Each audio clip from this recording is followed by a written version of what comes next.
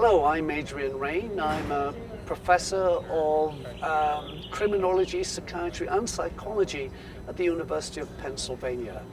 And I study antisocial behavior in all its forms, including criminal behavior, psychopathy, conduct disorder, antisocial personality disorder, and of course violence. And I'm interested in two main things. First of all, what causes crime and violence? Secondly, what can we do about it? I talked about, amongst other things, brain areas that may be dysfunctional in offenders.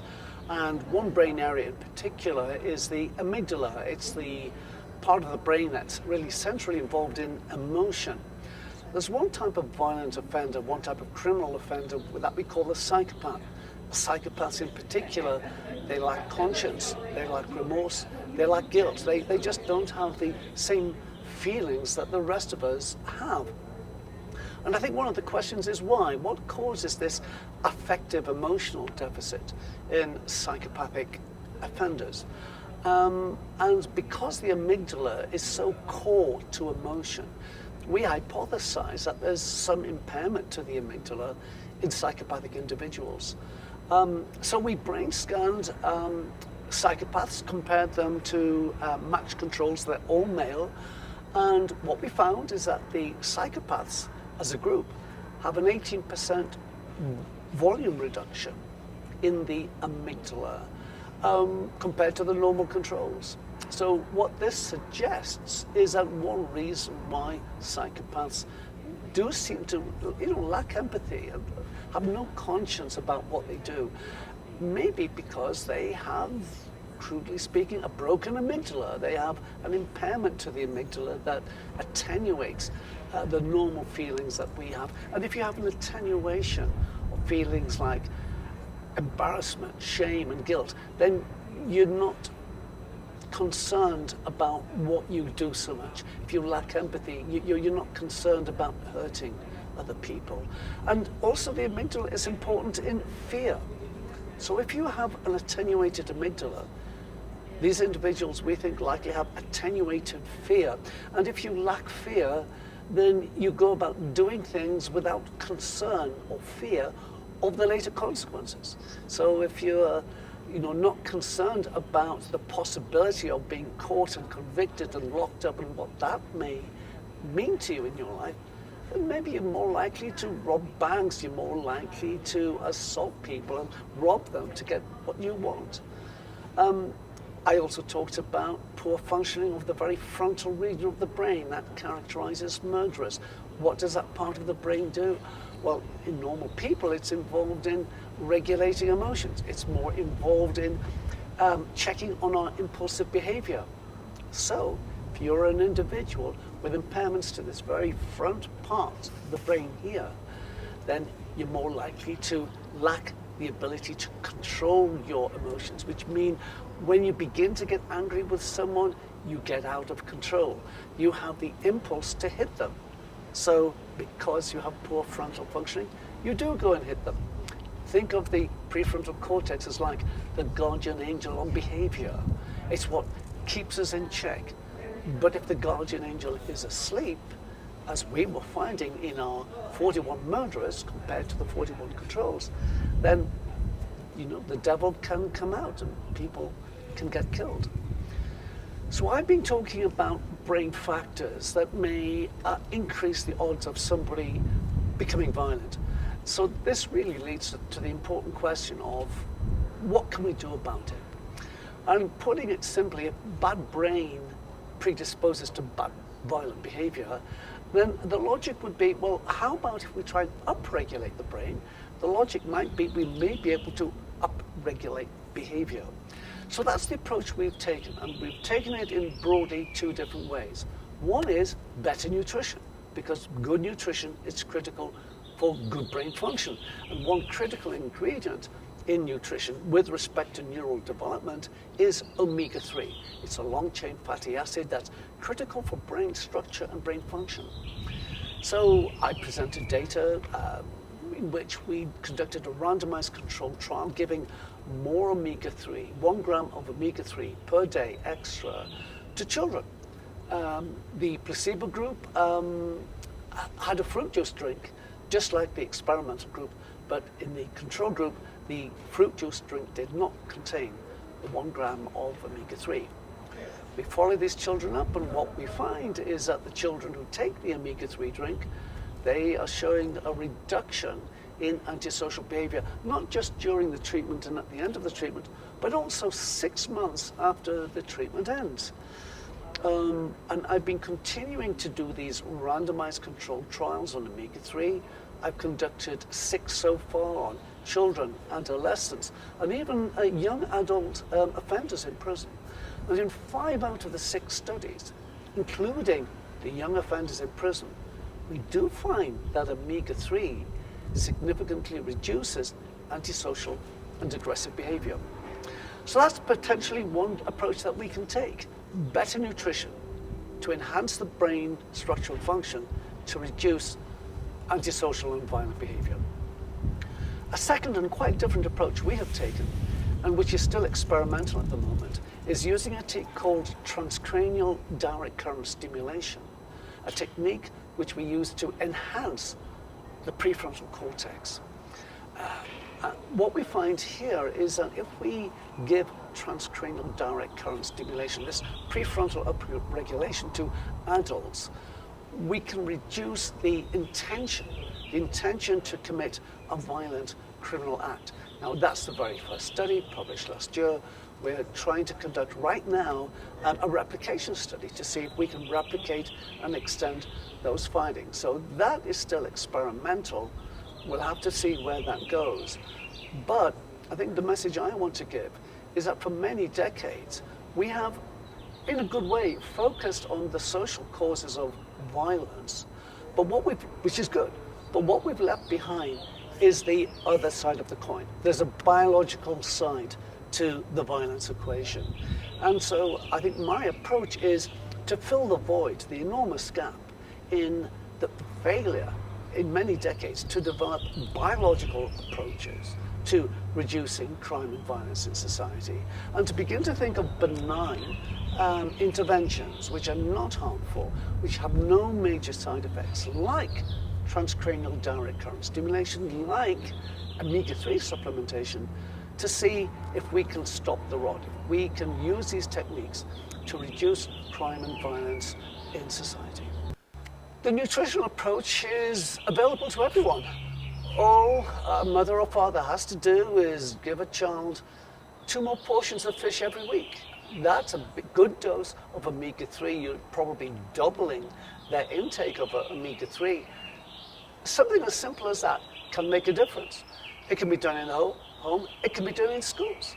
It could be done in schools if you tweak the diet just a little bit to supply more omega-3, whether it's in the form of fish, whether it's in the form of omega-3 supplemented eggs or bread, many different ways that this can be achieved. Transcranial direct current stimulation is still very much a laboratory technique, but you know what?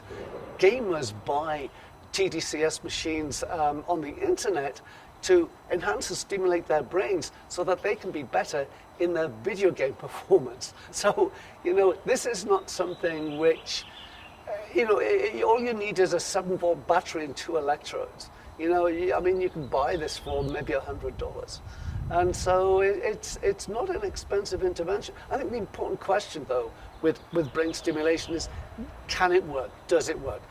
We're not sure about that yet. We've got some initial beginning results, but those are very beginning, very initial. We have to be very cautious where we take that. In contrast, omega-3 supplementation, I've seen a meta-analysis 2 years ago taking 30 studies where one group gets omega-3, the other group does not. The outcome is aggression. In all cases of these 30 studies, the outcome is aggression. Overall, combining the results of all 30 studies, there is a significant effect. The effect size is 0.24 Cohen's d.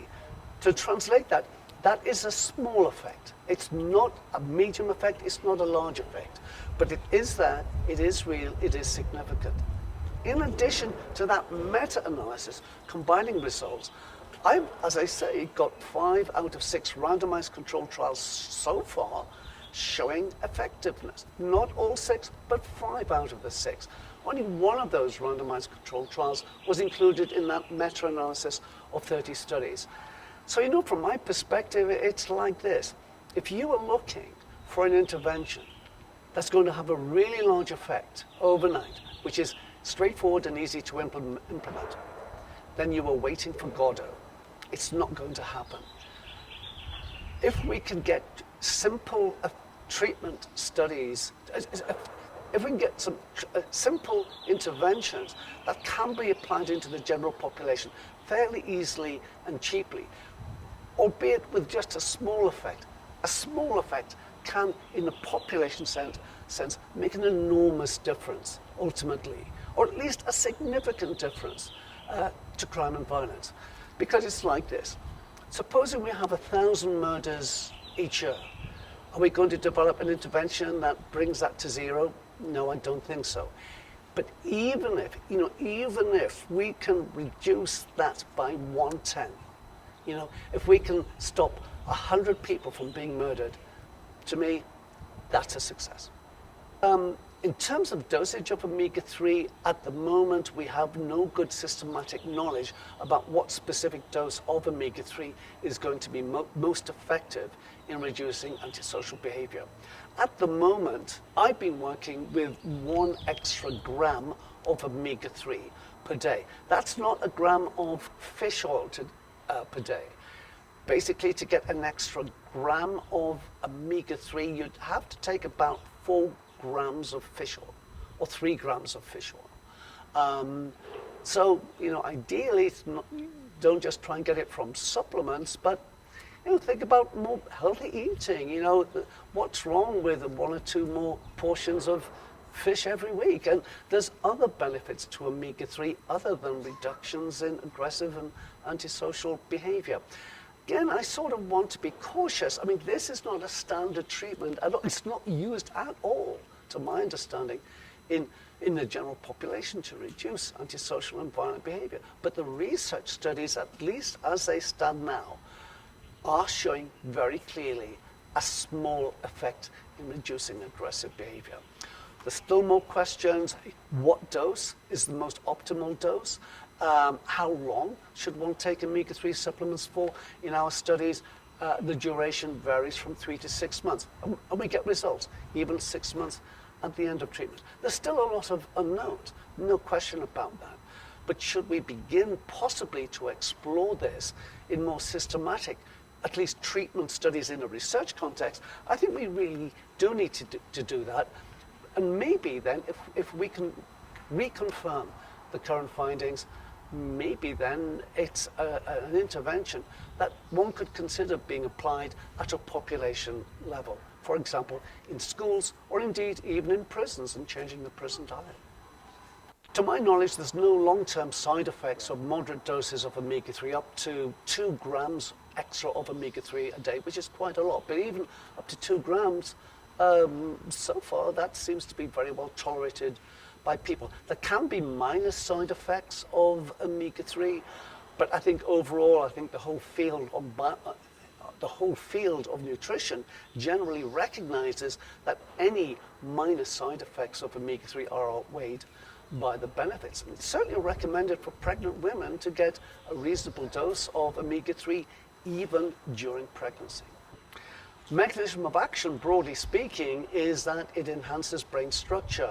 Omega-3 makes up 30% of the cell membrane. It regulates neurotransmitter functioning. It enhances neural outgrowth, which is more dendritic branching, like more connectivity of a neuron, a cell. The cell is actually larger. Omega-3 regulates gene expression also. Animals are fed with omega-3, their neurons live longer. There's just many unquestioned neural benefits of enhanced omega-3. Having said that, there are other literatures I'm not involved with. Does omega-3 enhance cognitive function? We would expect it would. I can't really speak to that literature. I think there's some evidence for that. I'm not sure how clear the evidence is that omega-3 can enhance cognitive functioning, but it's not impairing cognitive functioning. And I don't think there's any evidence that omega-3 makes violent people worse. We've done a study on young offenders with omega-3, and we're finding it to be beneficial in reducing antisocial and aggressive behavior there. So it's never too early to start. During pregnancy, omega-3 supplementation seems quite reasonable, but it's never too late. Even with adult violent offenders, it can make a difference. Let me say that at the moment, there's only 2 published randomized controlled trials on adult offenders. The first one conducted in the United Kingdom, they found a significant reduction in offending within the prison. The Dutch Ministry of Justice heard about that study and conducted its own independent replication in the Netherlands. The result of that study, which was published a few years ago, was replication of the British study. Omega-3 supplementation to young offenders in the Netherlands did reduce offending within the prison. Only 2. I think we need a lot more studies like this, but if that beginning trend continues, just as we've seen with the 30 studies so far on omega-3, on aggressive behavior on people in the community, then I think we have to look seriously at the question of whether omega-3 could at least be an adjunct to other therapies in an attempt to reduce aggressive and violent behavior in society. So one of the things that I wonder, what happens to... Years ago, looking at 26 countries throughout the world, and he plotted homicide consumption as a function of homicide rates in those 26 countries. And he found a strong and significant correlation of around 0.65, if I remember correctly, meaning that the more fish that's consumed in a country, the lower the homicide rates. So for example, if you take Japan, they eat more than their whole body weight in fish every year. Low homicide rates. You take the opposite end, Eastern European countries with low fish consumption, they have high homicide rates. Now, that's a correlation. And I think as anyone who's had good science class in high school, correlation is not causation. There could be a lot of reasons why in Japan they have low homicide rates, not just because they eat a boatload of fish all the time. It could be other things. So that's why you need randomized controlled trials. That's why I've been trying to emphasize at this conference the importance of randomized controlled trials in informing us about what should we do, what should we not do. When you experimentally manipulate fish intake, omega-3 intake, and you find an effect in reducing antisocial and aggressive behavior, then I think you're onto something. We need to repeat the randomized controlled trials. We need to see, do they replicate? We need to put the results together of these studies and say, is there an effect or not? And what I've been saying at this conference is there is an effect. I remember when I had to summarize what I had to say, I spoke for 45 minutes. The end of it all, on reflecting, I said, forget everything I've said in 44 of these 45 minutes. I put up one slide for 1 minute on omega-3. I think if there's one thing to maybe remember from the talk I've given, is to consider the possible efficacy of omega-3 in reducing antisocial and aggressive behavior. I also say it's not a golden bullet that's going to shoot down the rates of violent crime in society. But it might be able to make a small but significant difference at all levels in society and at all ages, potentially, in reducing aggressive behavior. I must underline something, as everyone says, more research is needed. We'd like to know more about what specific groups omega-3 is effective in reducing antisocial and aggressive behavior. What are the moderators of treatment success, who it doesn't work for? And again, I don't want to forget other biological techniques which can be helpful, like transcranial direct current stimulation, still in its very early days. I also alluded to another approach, which is mindfulness training. We know that mindfulness training enhances brain structure and function, especially brain functioning. The randomized trials have shown that. Mindfulness training upregulates prefrontal function. because the prefrontal cortex is critically involved in focusing attention. Mindfulness also enhances amygdala functioning. Why? I think partly because mindfulness involves focusing on your emotions and feelings, and it's the amygdala that's involved there. Now, the basic brain science research is showing that two key areas of the brain that are impaired in offenders are the prefrontal cortex and the amygdala. So the logic would be connecting the dots. Maybe we also need to think about some serious research, serious randomized controlled trials into looking to see if mindfulness training can reduce aggressive, antisocial, and violent behavior.